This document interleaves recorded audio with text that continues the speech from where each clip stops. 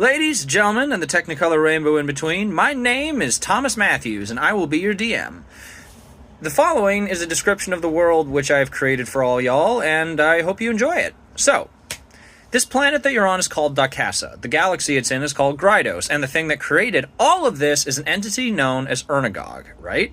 So, Urnagog created the universe as it were, the base sort of level life forms that fill out the stars, and many of which find their home on the surface of Dakasa, the planet, and it's great. But the thing to understand that's kind of unique about this universe is that most of the gods that live here aren't from here. They're from other universes, other pantheons, which gives you a lot of flexibility if you decide to play a class like Paladin, or Cleric, or Warlock, what have you.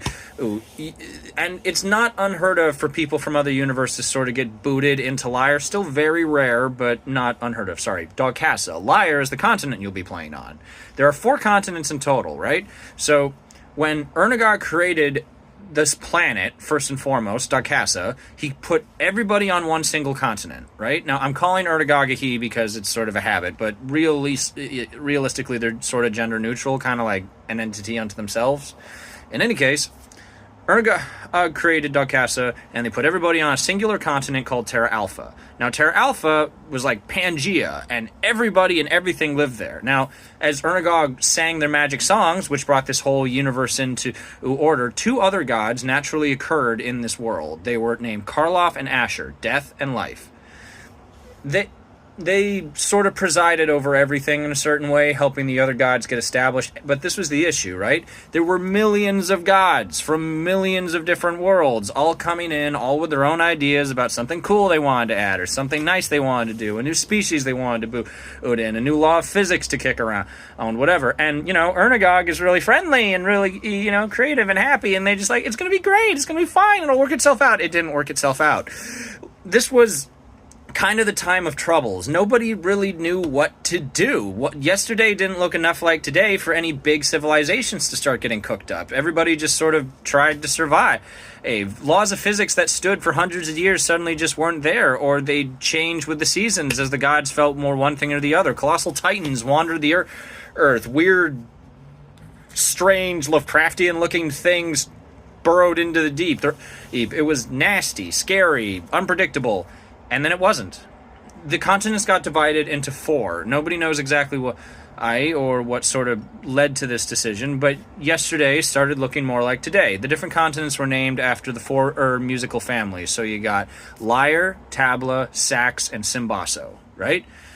And the one that you're going to be put on is called Lyre. Now, Lyre is an interesting story because as this planet has existed comparatively less shorter than Earth has. Like, we have millions of years of maturity, right? But Dakasa, it has somewhere in high thousands, right? Nothing grand, really, in the cosmic timescale of things, typically. Now, the reason, though, that Lyre has 18th century era technology and advanced use of magic is because of a character named the First Tyrant. So, early phases of Lyre, it was tribalistic. People were sort of chilling in their own crews. Basic agriculture was starting to get established. Nothing special, right? Then, there was another principle that came with the creation of the continents, the Divine Beast principle. Since a lot of Urnagog's nastier creations were still kicking around, they weren't ambivalent, but they were certainly a threat to humanoids, right?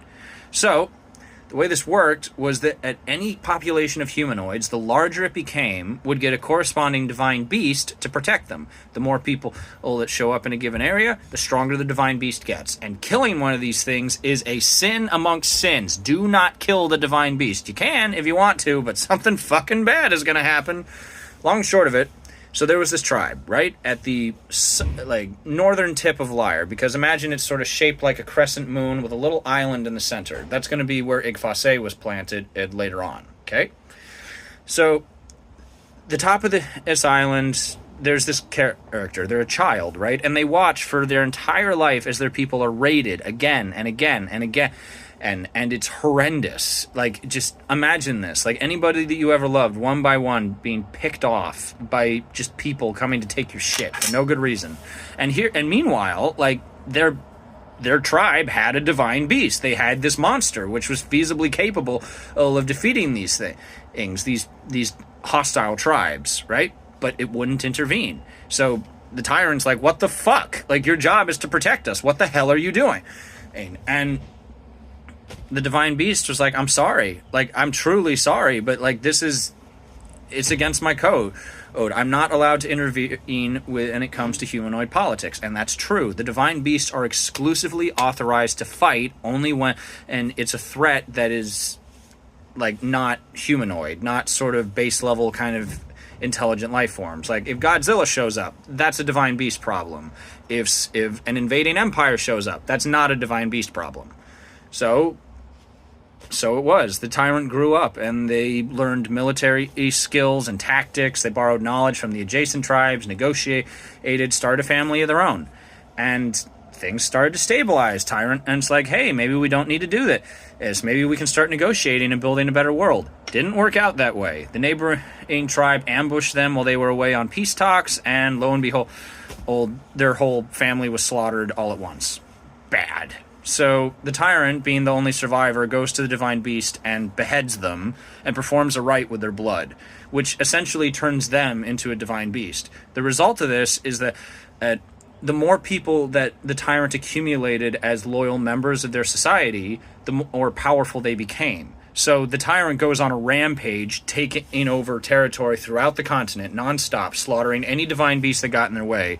And this was all the easier because there was no large cities at this point. So the tyrant is just the most powerful, period. And they get stronger and stronger. They empower some of their allies with some of the different magics they discovered. They just took the place over, right?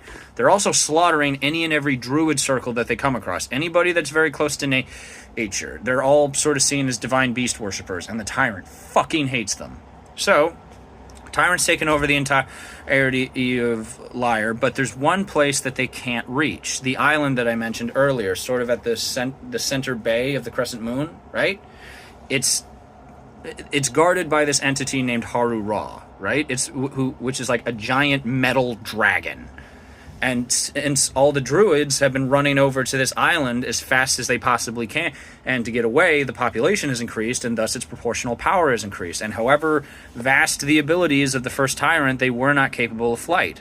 So, you can't fly, and anytime you send your boats over there, they're getting lit up on fire. You can't teleport because the people on the island got magic to guard against that. You're kind of fucked. So, the tyrant's like, okay, to hell with you people. You stay there and stay out of my way, and then I'll let you exist in your pitiful little hole. 10 years pass. The tyrant modernizes the hell out of Lyre. It's the equivalent of like Roman infrastructure. It's insane. And then they disappear. They're just gone. There's no explanation, no causation, and nothing. They're just gone. And then two of the tyrant's warlords, known as the Ark and the Scar King, take over in southern and northern Lyre, respectively, right? And this lasts for about 200 years. Noble houses form. The warlords from the tyrant empire pick a side, and they become nobles, and it's basic monarchist fuckery. It's boring, in a certain sense. Until a certain faction, which you will learn about as you play this game, fanned hostilities to create a war between these two sides, hoping to conquer Lyre once they were both weakened. So, war happens. Didn't work out for this sort of secret faction that I'm not telling you about yet. And the infrastructure for both of these kingdoms is kind of devastated. So the Ark and Scar Kings are still alive, but there's not exactly a lot of a kingdom to speak of. Like, it's been fucked over. Apologies, dude. Okay, anyway. So, sort of a cabal of nobles, wizards, whatever the fuck else from all over Lyre get together, and they have this idea, like, why do we need kings? Why do we need, like, the ego of a few people to tell us all how to think? Like, this is stupid, right? So, what did they do? They drafted an agreement. There was cities now on Lyre, right? Amongst, as well as the other villages. There were 5 cities in total. Yggdrasil was the 5th city, but it disappeared during the course, or like slightly after the war. It just, we're gone. Nobody knows why. The island's still there, but the city's just much like the tyrant himself. Or themself, yet again. Gender's sort of uncertain. But anyway, so this cabal is formed, and they make a deal. So each of the cities will remain economically specialized, right? They're all going to be part of the same nation, but each of the cities will govern themselves fundamentally. They get to decide how they operate. You can't have private corporations. You can have cooperatives, like groups of people that work together and form teams and have different different sort of roles within that organization, but you can't have like pseudo nobles who control vast amounts of wealth. So the kingdoms themselves, sometimes they have a monarchy. It's a little bit ambiguous at certain points, but long and short of it, each of the cities donates massive amounts of resources that they specialize in to the other three cities, right? So if one city decides, hey, let's go to war and take everything for ourselves, then they lose access to all those free resources, which they can use for economic development at their whim. Huge amounts of like raw ore and food and fish, precious gems, whatever. So, and all that said and done, a peace has been established, and the one sort of maintaining it is an entity called the Nomad King. So nobody knows who the Nomad King was, but they're in possession of an artifact created by the Cabal, right? And as long as you wear this artifact, you have access to the powers of everybody who's worn it before you and died wearing it, mind you. So there's like a council of former Nomad Kings inside this crown, all who donate their powers to this new king, whoever they are. They're not allowed to own property. They're not allowed to reveal their identity at any point. And they have control over these massive chess pieces that are scattered around the continent. They are the answer to what divine beasts can't do, which is interfere with humanoid politics, right? So the Nomad King is basically a god in a certain sense. Like, they're not divinely empowered, but they're a level 20 in every single class, which is absurd. So it's been peaceful for like 100 and change years. People still can kind of remember the war, and the druidic diaspora is kind of recovering from, hey, we used to be hunted for sport, but whatever. But for the most part, it's peaceful. Like, there is no real issues with racism in this world. That's another thing to consider, because like racial populations were distributed by gods. It was very, very random, as opposed to like genetic variations and people coming up with their eugenic horse shit to justify this. It's very hard to hate anybody based on what they look like, because they're right next to you all the fucking time. Okay. And as you can imagine, people got some weird fucking, never mind. I'm not gonna say that. That doesn't need to be in the instructional. But something's wrong. Something is fundamentally, categorically wrong. Psychics across Lyre have been getting a vision, and they can't talk about it. Like, whatever it is, it gives them sort of an aneurysm if they try and really sort of give it form in their heads. People aren't dying necessarily, but it's just a feeling in the air, like a fact of existence that something horrible is occurring, right? And people are disappearing. Like, in no concentration more than any other. Throughout the continent, just random people are popping away, and nobody knows what's going on. And that's where you come in.